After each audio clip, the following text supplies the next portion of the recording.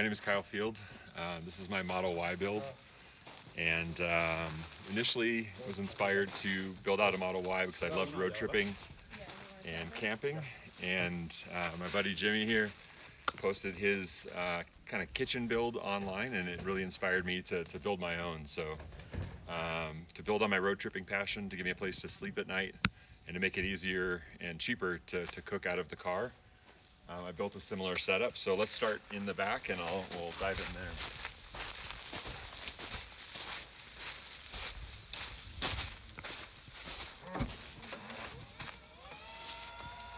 So similar to Jimmy's setup, I built a main kitchen unit in the back, but what I did is I chose to build it out over the lower sub-trunk in the rear to give me more storage space in the drawers themselves.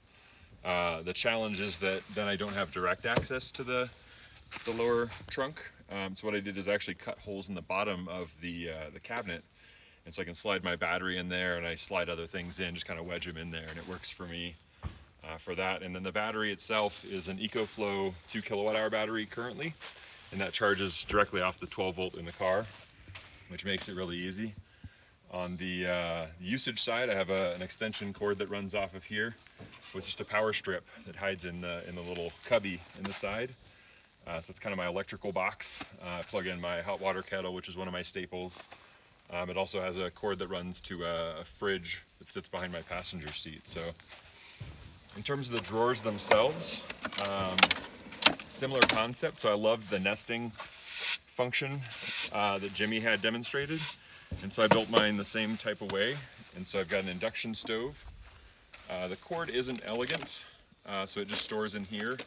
And then when I want to use it, I just string that out to my power strip. And that seems to work for the frequency that I use it. I don't live in this thing. I think if I did, I would probably try to integrate that so I didn't have to plug it in every day, but this gives me a great starting place for my cooking, keeps it away from the car. I've got kind of my easy foods here and my seasoning, so I've got oatmeal always in here, and you've got to have your Indomie top ramen, which I love fancying up with dried veggies, fried garlic, and peanut butter. So those are kind of my staple easy meals that are almost always in the car, whether we're camping or not. Moving back, got some countertop prep space and a little cutout for a sink.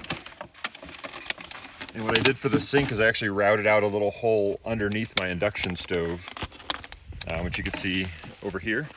So it's super ugly and rugged, but for the amount of use it gets, it works for me. So this just pops out, and you can slap it on there, and that reveals my next in-process addition. So I've got a Dometic faucet that's almost plumbed up completely to a water tank that sits behind my driver's seat, and so you could just quick access to the water. I haven't ever used that in the proper way, but that's the vision. It's all progress towards where I want to go. And then back here I've got some dry food storage, a little cutting board so I don't have to cut directly on my container here, and just some odds and ends. So, you know, trash, good stuff to have. Yep. And some lentils and stuff. So all of this compacts down and stores nicely and doesn't rattle around too much, which is really nice.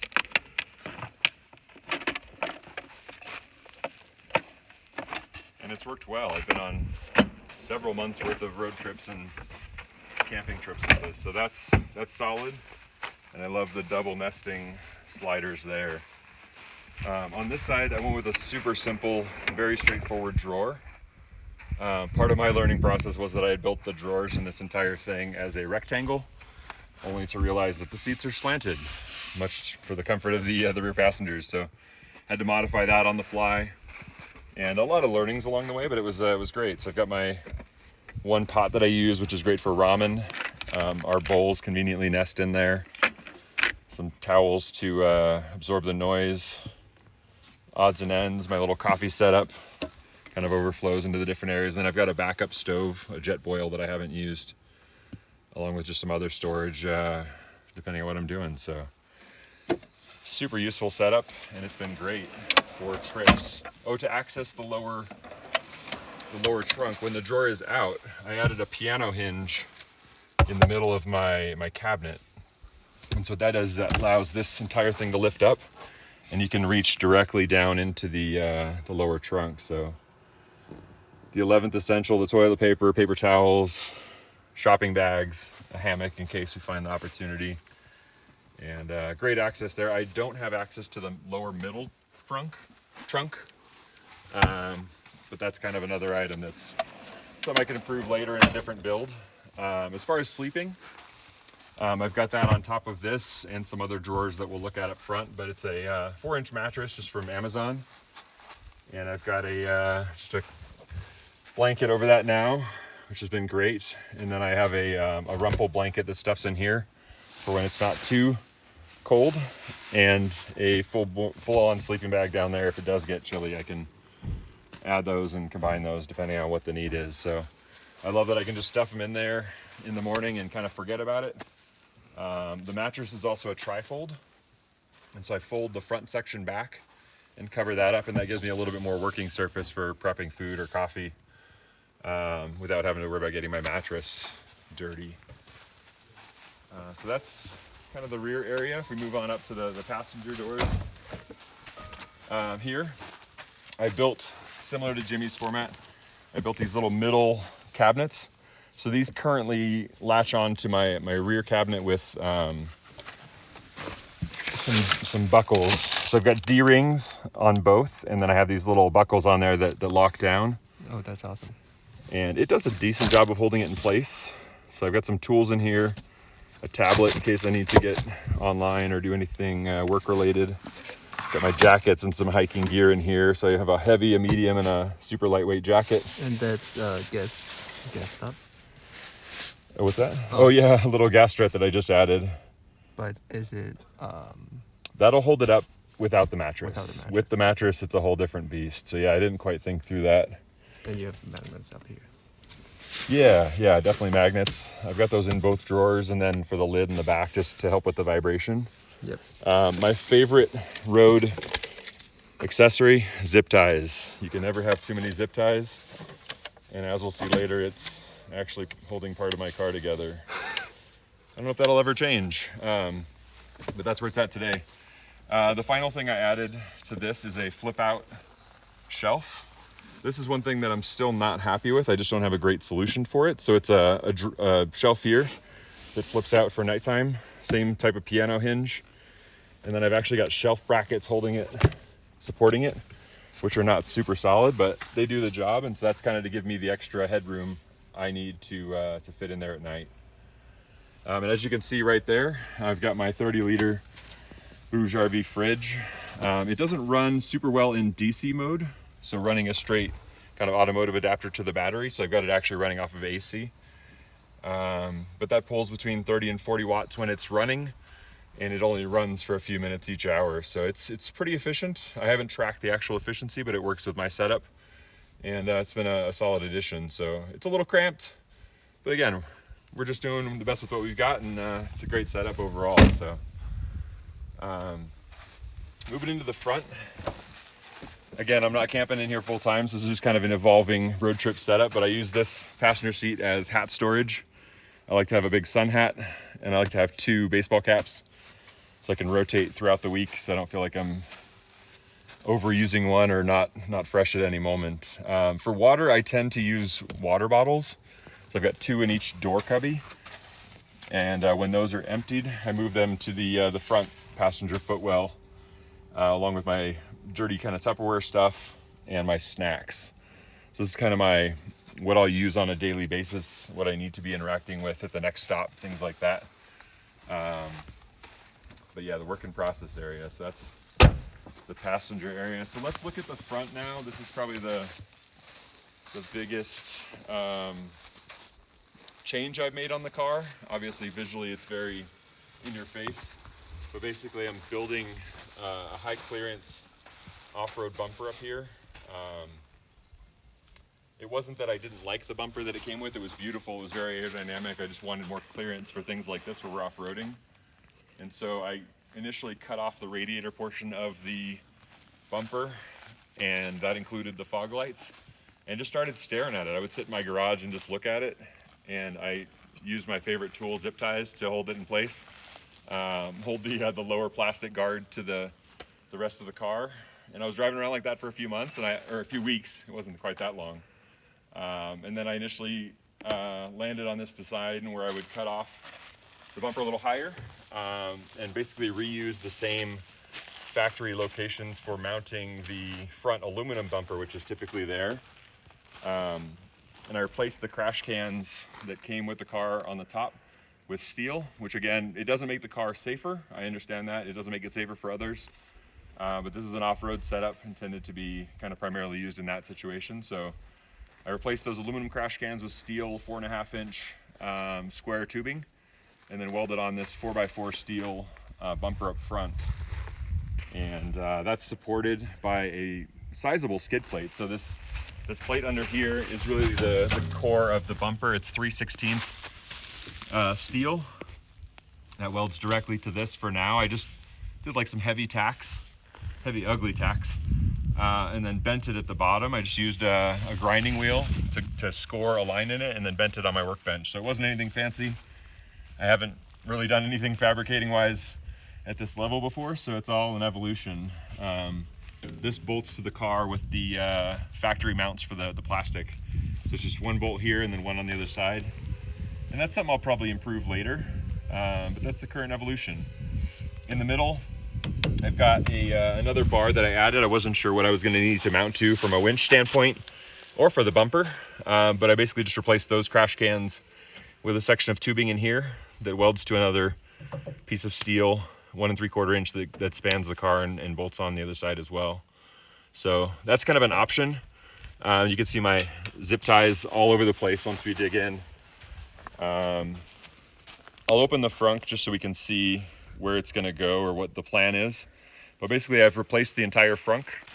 It's been hollowed out and I'm gonna put a winch in there. So I had to relocate the radiator, which was down at the bottom, just to get the clearance. So that's up in there, and then I've made room for a winch as well. So the entire frunk from a storage standpoint is gone, and I've got this stand-in, my decoy winch here, which will be mounted in here. I was just mapping out the design over the last few days, but I think that'll work, and it'll come right out of the center bar there. So very much a work in progress. And this winch has been hanging in there for our road trip, so it's got some miles on it already. To relocate the radiator, I created a kind of a strut bar support here. It's not intended to add stability to the front, but it's another one of those 1 3/4, maybe 1.5 inch steel beams with some tabs welded on the side that bolt to one of the top strut bolts. And then I created some radiator mounts just with some angle cuts on tubing, and that holds the top radiator supports in place. The bottom is currently held in place with, you guessed it, more zip ties. And that's a part of the future improvement that's coming when we get home. So this all just came together in the last few weeks and let me get up here, and it's been holding steady so far. So very much a work in progress, but I'm stoked how it's progressing. So that's the current build with a solid resounding thud there. Yeah, for that. The other exterior modifications I've made, I added rock sliders. So these were my first fabrication project. I didn't know what I was doing, but they came out pretty solid. They've held up. They're not optimized. They do take away from my ground clearance, but they are 1 3/4 inch square steel tubing, and give it kind of a cyberpunk type look to it. I think it adds a little edginess to the Y, and those bolt directly up to the battery mount points. That was a bit challenging, and I have some plans to improve that for another version. These are all just for me, but I'm having fun with it, and continues to evolve. Lastly, up top, I've got a massive steel rack here that's way overbuilt. I think with the factory mount, factory rack, you're only supposed to put 150 pounds on it while you're underway. And this thing alone weighs 68 pounds. So it's 3/16 inch wall steel, just way overbuilt. So when I get home, this is coming off. And I'm gonna build something lighter, more streamlined, because it also has a big impact on range. So yeah, it's an evolution, and I'm loving the progress so far. And I guess the last thing, I think I said that was the last thing, but one more last thing, the vinyl wrap. So this is a vinyl wrap I did myself. You've probably seen all the little mistakes all over the place. I see them every time I look at it, but This is basically just a matte black vinyl wrap. And I added that because when you're off-roading, which I want to do more of, we want to do more of, you get little pinstripes on the car from branches hanging out, and this was just to protect the factory paint, so I didn't feel like an idiot just intentionally scratching at my paint. So I was like, I'll add a sacrificial layer. It doesn't have to be perfect because it won't be perfect when we're on the road, and yeah, that's the vinyl wrap. So can I add one more last thing? Is it too late to add another last thing? No. The Wait, last- wait. Are you saying I'm an idiot because I intentionally scratch my paint whenever that I'm off-roading so I can give more clearance to the battery? No, I think just for me, I felt that way. I think everybody's got their own. I mean, I think we each have our own lifestyles, and it's beautiful to see each person kind of living their own dreams. So Yeah. Okay. Yeah, What's no, your it's last good. thing? the last thing is the all-terrain tires. So this is actually the first mod I made to the car, totally a bolt-on. These are T-Sport Lines 18-inch TSS kind of overlanding kit. They're the most durable rims, but for me, I didn't know enough about off-roading to really make a good selection at the time. And so I added these almost straight away when I got the car, and they fit from the factory, or they fit the car from the factory with no modifications over the performance calipers. So that was really cool. They were clearance, so I had plenty of room. And then from there, I did beef up the suspension as well. So getting into from the exterior mods to the actual suspension, from a lift perspective, I added Mountain Pass Performance's lift kit. So it's a 1 3/4 inch spacer kit that sits on top of your factory suspension and gives you a little bit more boost. And then underneath that is Unplugged Performance's dirt and snow coilovers and a bunch of their other underpinnings, their front upper control arms, their lower spring arms in the back. I did go with their beefy sway bars in the front and back at their recommendation, but I think for off-roading that's probably not the best option because it really does stiffen up my side to side. It minimizes my ability to flex, and so I think one of the next projects when I get home is to try disconnecting those and off-roading and then driving on the street. So I think the ideal balance there would be something that you could disconnect when you're going off-roading. So you deflate your tires, disconnect your sway bars, hit the trails after the drive. Because typically, Jimmy's in Canada, I'm from California, Rafael's from Florida. We're all putting miles on our cars on the highways, and that's just part of the adventure. And so it's good to have that balance of optimization for street as well as being off-road capable. So yeah, that's kind of the Model Y as it stands today. It's a Model Y Performance 2022. It looks like it's from 1970, the way it's been beat up and the layers of dirt that are on it, but I'm using it and having fun with it, and it's really my kind of coping mechanism until we get the Cybertruck where we can actually start doing some serious off-roading. So yeah, that's the build. Awesome. Sick. Where can people keep up to date about your build because it's still in progress? You are adding new modifications all the time. Sure. No, I'm on Twitter. That's my main interaction with the world on the digital world. Mr. Kyle Field, at Mr. Kyle Field. I also write for Clean Technica here and there. I don't write about my car as much, maybe some adventures that are relevant, but I do write there about some things that I think are cool and world changing as well. So Twitter would be the way to keep up on this, and yeah, hit me up. Sounds good. Thank you.